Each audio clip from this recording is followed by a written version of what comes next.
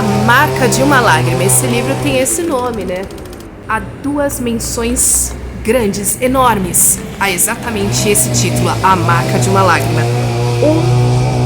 Logo no início, exprime uma felicidade, que é aquela que ela acredita que o Cristiano a ame, paixão que nasceu. A Marca de uma Lágrima testemunha. Esse é o final. O último poema que ela faz para o Cristiano já demonstra sua tristeza, a sua desistência. Então, há duas menções ao título do livro e dois sentimentos diferentes de Isabel.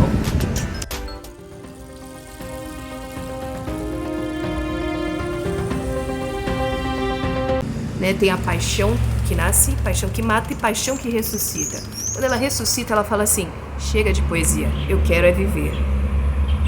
Então assim, chega, mas não chega.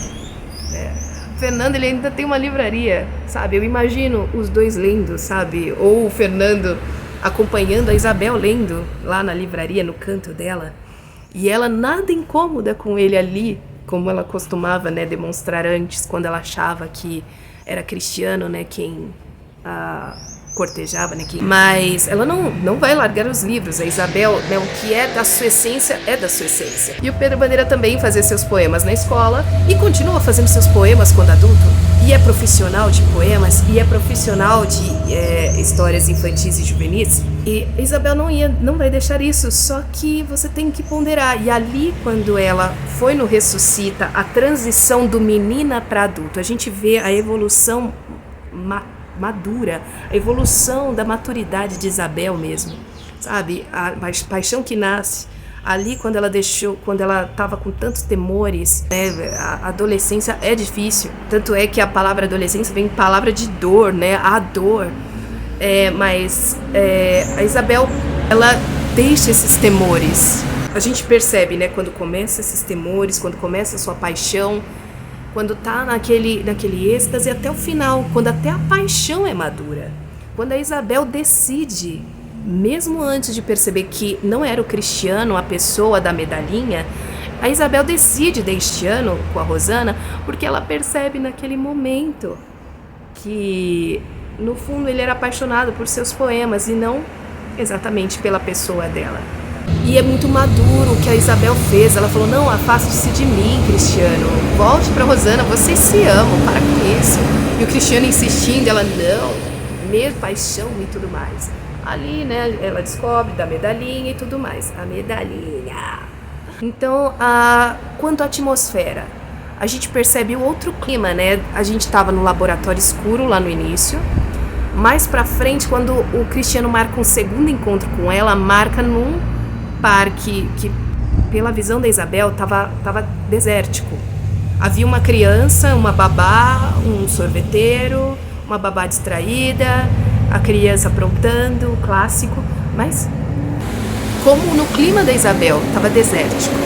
Quando veio o Cristiano, ela tava tentando, brigar consigo mesma, com aquela mente agitada que a Isabel tem. Gente, que mente imperativa, parece a minha e a sua também. Vocês pensam tanto quanto a Isabel aí, gente? A Isabel pensava tanto e cogitava que Cristiano ia dizer que percebeu que era ela, Isabel, que ia realmente amar. Na verdade, nós sabemos que não. Cristiano marca, quando o Cristiano ele marca isso pra Isabel e fala, e pede pra ela escrever poemas por ele, pra Rosana, ou seja, a Isabel escrevia poemas da Rosana pro Cristiano e agora passaria a escrever poemas do Cristiano pra Rosana. Imagina, gente. E ela falava: como eu vou escrever pra Rosana se o meu amor é todo do Cristiano? Pro Cristiano era fácil. Mas enfim, ela conseguiu, é claro. Só que aí eles mostram o clima pra Isabel. Enquanto a aparência dela ficava com um sorriso pregado, tanto é que tem uma hora que o Cristiano fala: não ria, prima. Ela tava destroçada por dentro. Ela até se encolhia como se tivesse frio, Passou um vento gélido. Ouviu ranger da roda gigante que não estava sendo usada, sabe? Essa atmosfera que o Pedro cria, eu acho realmente incrível. E vocês, o que vocês acham? As emoções de Isabel refletidas no exterior. Muito importante dizer, a Isabel no final do livro A Marca de uma Lágrima, até antes, a gente vê um pouco de característica de como ser um cara, Ela se tornou uma adulta ali, no sentido figurado da palavra, porque ela ainda fisicamente era uma adolescente em seu início, mas ela se tornou madura internamente à força, né? Pela circunstância, pela vida, pelo sofrimento e por tudo que ela passava, pelo abandono, enfim, pela sua história, pela sua experiência. Alguns se tornam maduros mais cedo, Isabel se tornou madura mais cedo, assim como os caras. E o principal que relatou essa maturidade da Isabel foi o fato dela fazer escolhas. Sim, a Isabel escolheu. Ela escolheu, a princípio, né, ela teve a paixão pelo Cristiano, mas ela escolheu afastá-lo, mesmo ainda achando que ele era o seu grande amor. Então, ela escolheu, quando ela foi ameaçada pelo brucutu, né, de morte, enfim, ela fez a sua escolha. Então, ela fez a escolha de denunciar. Embora tenha levado a polícia até ela sem ela pedir, ela escolheu falar sobre isso. Então, a prova da maturidade da Isabel é escolha. A prova da maturidade em ser o cara é fazer escolhas. E que sejam as certas. E isso também acontece em Paixão que Ressuscita. Quando ela tá lá no hospital, quando passa todo aquele tormento dela quase morrer, aquele delírio todo, aquela correria toda e todos aqueles pensamentos agitados de Isabel ao máximo, né? Nossa, quando a gente fica com febre, né? Quando eu fico com febre, misericórdia, meus pensamentos ficam tão loucos que eu chego a pedir em voz alta para calar a boca, que é o que Isabel chega a fazer em certo momento. Calem a boca todos vocês. Quando ela tá tentando fazer um poema de um pro outro e o inimigo apontando, tal, o inimigo espelho, apontando, para com isso, deixa de ser tonta. Você tá jogando, né, no time da Rosana, só ela vai ganhar e você que tem o trabalho. Aí ela fala, calem a boca todos vocês.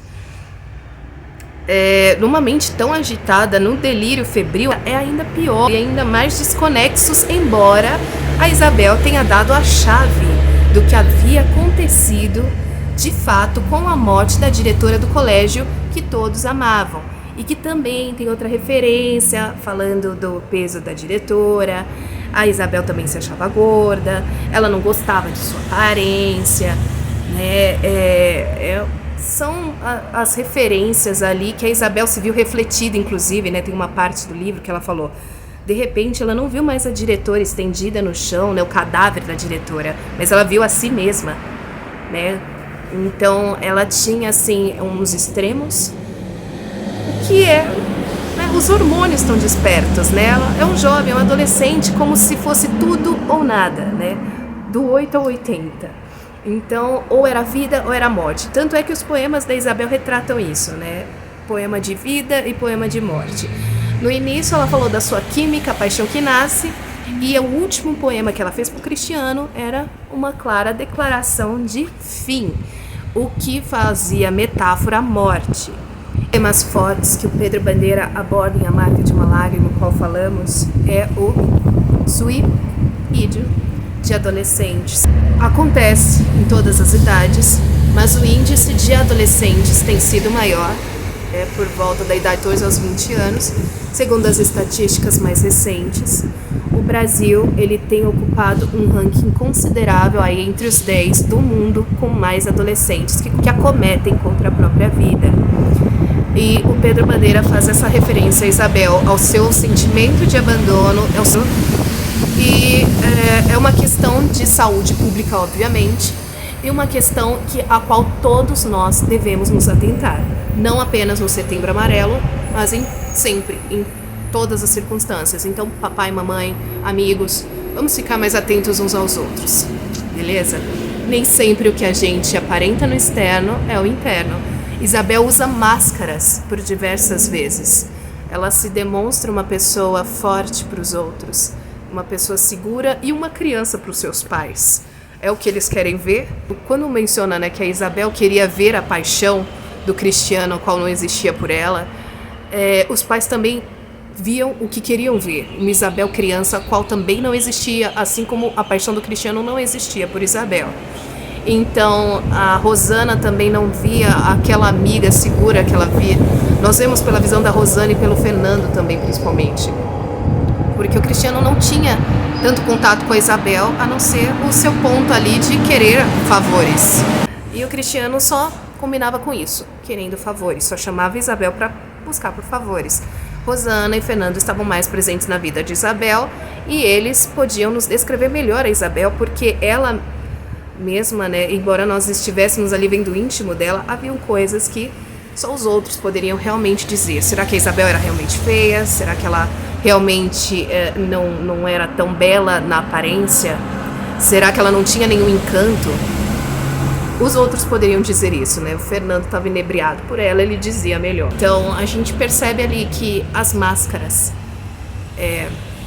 todos os seres humanos usam diversas máscaras ao longo da vida, mas nós sempre temos alguém, sabe? Por mais solitários que nós sejamos, nós sempre temos alguém próximo, sei lá, um amigo, tal, que seja virtual, com quem a gente pode desabafar, tal. Vamos ficar mais atentos, tá? Beleza? E ela fala, né, referências aos poetas, né, que os poetas, os antigos poetas, século XVIII, XIX, XX, que eles morriam jovens, né, muitos poetas românticos morreram muito jovens, né, porque ficavam esperando suas amadas passarem na friagem, na chuva, sem agasalho, sem se alimentar, fumando, sabe, descuidando totalmente da saúde. A gente vê que a Isabel começa a se descuidar também da saúde quando ela passa a nem se alimentar direito. É mencionado isso, né, na reta final. E no seu último poema, uma descrição de morte. Ali a Bandeira complica um pouco mais porque, outra vez, ele não fala com todas as letras, mas metaforicamente ele menciona o suicídio. Essa possibilidade, tanto é que ela falou que o inimigo iria embora com ela pela última vez, ela detona o inimigo de vez, que era o espelho, e dentro, né, daquelas caixas antigas, né, de banheiro e tal, dentro do inimigo tinha uma caixa de comprimidos da mãe que sempre reclamava de dor de cabeça. Ali, né, com sua dor de cabeça, ela pegou uns comprimidos, mas olha só que importante, é mencionado que ela leu todas as búbulas com cuidado. Só que o que ela pretendia, né? Aí o Pedro faz uma referência, né, do remédio, de Bobo Envenenado, de Lina Marina. E é uma questão assim, né, que cara, é uma atmosfera criada que combina perfeitamente com a personagem, com o seu interior. Isabel naquele momento se sentia abandonada. Ali, em Paixão que Mata, já estou em Paixão que Mata, a diretora havia morrido, Fernando e ela foram levados pelo brucutu e tal. Naquele momento, a Isabel pegou totalmente desolada. Isabel, o espírito dela já estava estraçalhado, ela já não aguentava mais declarar pela Rosana, se declarar pelo Cristiano, guardar tudo para si. Ela havia tentado pedir ajuda para os pais, e os pais são aqueles que ainda enxergam uma menina, uma criança nela, não perceberam que ela está evoluindo, que ela está crescendo. A mãe dela, inclusive, chega a dizer que são coisas que os livros estão colocando na cabeça dela. Uma mãe que repreende ler livros. Isso me lembrou um Gastão lá da Bela e a Fera da Disney, né? Ah, não, mulher não deve ler, coloca coisas na cabeça. Gente, como assim? Os pais da Isabel são totalmente diferentes dela e não percebem ela. Vocês viram, né? A Marca de uma Lágrima também faz referências a clássicos de contos de fada. Pedro Bandeira ama os contos de fada e é óbvio, nos anos 80 até nos nossos anos é muito comum, né? Até pelas adaptações da Disney, os contos de fada. Isabel estendida num jardim, parecia lá desmaiada, chega o seu príncipe da medalhinha e lhe dá um beijo apaixonado. Aquele que ela pensou... Ela sentiu muito bem, né, com aquele beijo, mas ela pensou que era ainda lá no seu amado primo, quem, né, ela havia acabado de conhecer e estava lá super apaixonada. Ali, ela, inclusive no livro, né, mas eu já tinha me tocado antes, a Bela Adormecida, né, e mais futuramente, quando ela está estendida no sofá, Branca de Neve, a maçã envenenada. Ela até fala nos seus delírios, né, maçã envenenada, bombom envenenado, Lina Marina, as referências aos contos de fada. E eu também fiz referências, hein? Rapunzel na torre, não prenda os seus filhos, mesmo assim a vida vai chamar, ela pode engravidar mesmo que você a proteja. E outras coisas, é claro. Gravidez, gente, nesse caso é uma metáfora, mas pode acontecer também, é claro. E também a Cinderela, né? A medalhinha, o seu sapatinho, só conhece pelo sapatinho, só conhece pela medalhinha. Quem mais ama contos de fada? Qual o seu favorito? Comenta aí. E ela não pode desabafar, já não desabafava com a melhor amiga Rosana. Ela tentou procurar o Fernando, com quem ela já estava um pouco mais à vontade. Só que o Fernando, quando ela ligou, não estava, né? Ligou pelo telefone fixo. Vocês ainda têm telefone fixo em casa? Não tinha celular. Ele não estava em casa, não estava na livraria, né? Que era da mãe dele, no qual ele trabalhava. Ou seja, ela estava sozinha, até que ela cogitou a professora Olga, de filosofia, outra matéria nova para ela. E é interessante isso da professora Olga, que eu quero também falar com vocês. A Olga, ela defendia um doutorado de educação por indução subliminar. Ela acreditava que as pessoas poderiam aprender de uma forma com que elas nem percebessem que estavam aprendendo, sabe? Ou seja, você não vai falar diretamente, tudo nas entrelinhas, mas vai ficar aquilo incutido na sua cabeça. E a Isabel não gostava, ela achava que isso era falta de liberdade. Então a Olga, ela já podia ser taxada ali como uma possível vilã, porque isso de educação por indução subliminar, sabe? Você passar uma coisa, fazer a pessoa entender e até fazer uma coisa sem que ela perceba exatamente isso ou tenha escolha para fazer isso, interfere na liberdade da pessoa, interfere no livre-arbítrio da pessoa. Droga da obediência. Pedro Bandeira gosta de falar sobre isso. E quando nós falamos de droga da obediência e de educação por indução subliminar, nós pensamos na época em que o livro foi escrito e no qual Pedro Bandeira sempre enfatiza, sempre fala da sua juventude no qual passou. Inclusive o Pedro Bandeira, ele fez ciências sociais na USP. Devem saber que a USP foi um dos centros em que os jovens mais se mobilizaram contra o regime militar ou o golpe militar, né, como preferirem, como o governo permitir que isso se vide, o regime militar de 64 até meados de 85, que foi quando esse livro foi lançado. Mas ali nos anos 80 já estava bem mais enfraquecido, enfim, né, não vamos nos aprofundar nisso, mas o Pedro Bandeira faz referência a isso, já que o regime militar limitava os jornalistas. O Pedro foi jornalista, ele sabe falar isso e fala com propriedade. Limitava o que os queriam falar, iam dizer, ficar acima deles.